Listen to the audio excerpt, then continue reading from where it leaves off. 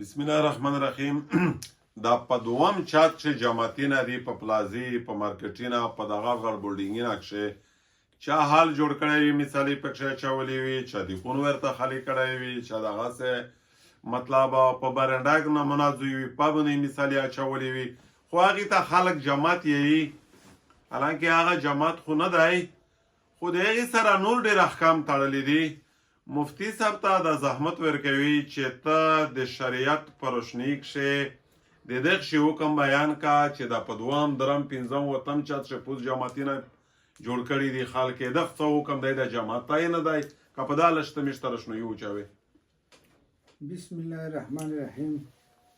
مفتی صاحب الله پاک ته په دوی نوستي کښې خیر وچوي. آمین آمین. او خدای پاک ته د میشتو د پرهان سمین د پرهان د خیر ذریعہ وګرځوي. آمین آمین. دا سول د جامع ته په بارک شه دی جماعت د الله پاک کور دی. البته مو د سمین نه دا درخواست دی چې میش د په کیسه سره پوه شي په غرض په مقصد هم سره پوه شي. په دا ویس وخت دا یو اهم سول دی. بالکل اهم سول مفتی صاحب په دغه وجه دی چې جایدادونه ډېر قیمتي شول. بالکل مارکیټونه دي پلازي دي جوړیږي جماعت ورته ضرورت وي او دره د چا واس وی رسیږي نو خپل یو غرض وي چې دره زوی مې ورته وقف کړلی واسطې وراسي خو زړه نه پېښي زړه نه پېښي بیا وزدا پوس په دوم په درم چا چې دی د جماعت جوړ کړي د دغه په باره کښې دا کیسه سول چې تو وکړو چې آیا وزدا جماعت شرعي دی که جماعت شرعي نه دی. مفتی صاحب دا کیسه ضروری دو د جماعت د پورا چې د جماعت د پورا د مزه کې ټکړه وقف کول دا ضروری دي چې د الله په ملکیت شي ورکې ورته وقف کېږي.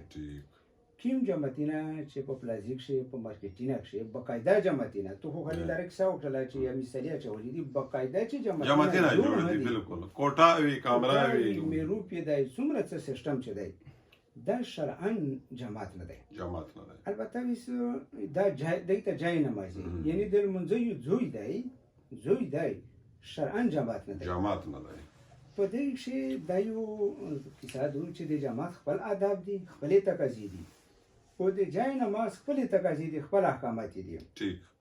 دغې ته مقصد ویسه دی چې سړی دا هغه جای نماز ده هغه زوی ته هم سړی قابل احترام شماري چې ورته لمونځ شي جامع شي دا مقصد نه دی چې ورته جامع نه شي چې لمونځ کېږي دا ټیک خبره ده دا په خپل ځای باندې ټیک ده.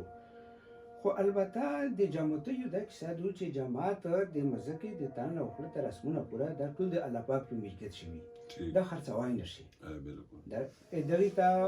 چې بلموز وي او د سک شوی ورنوتی نه شي په دغې کښې دوی جامې نه شي او په دغې کښې اتقاف کوي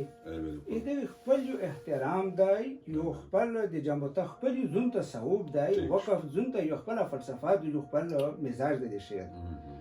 نو چې کوم ځایونه داسې جوړ شوي دي حقیقت خبره دا ده چې دا جای نماز دی دا مسجد شرعي نه دی.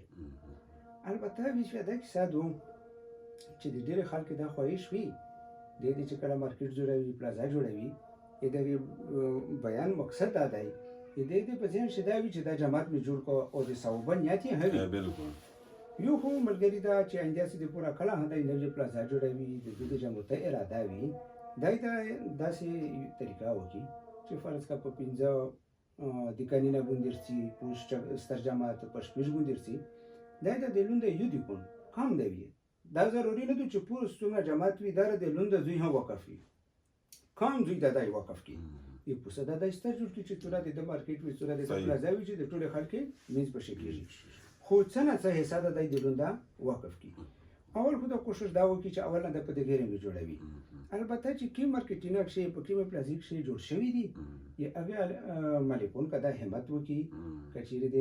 د خپل ژوند پورا ذخیره جوړوي الله پاک دې ته یو واس ور کړی دی دا مارکیټ ته ور کړی دی وی څنګه داس کړی شي چې د لوندا بیا حساب دی وقف کی عادي جمع ته دی پوره کی د هغه د آداب د هر شي خیال ولته خبرې کول دي مختلف د جمع احکامات دي نو اچ وقف کی بیا پوسوستی دا جماعت چې پوس جماعت شي دته و دا مسجد شرعي شي او دته و د مسجد شرعي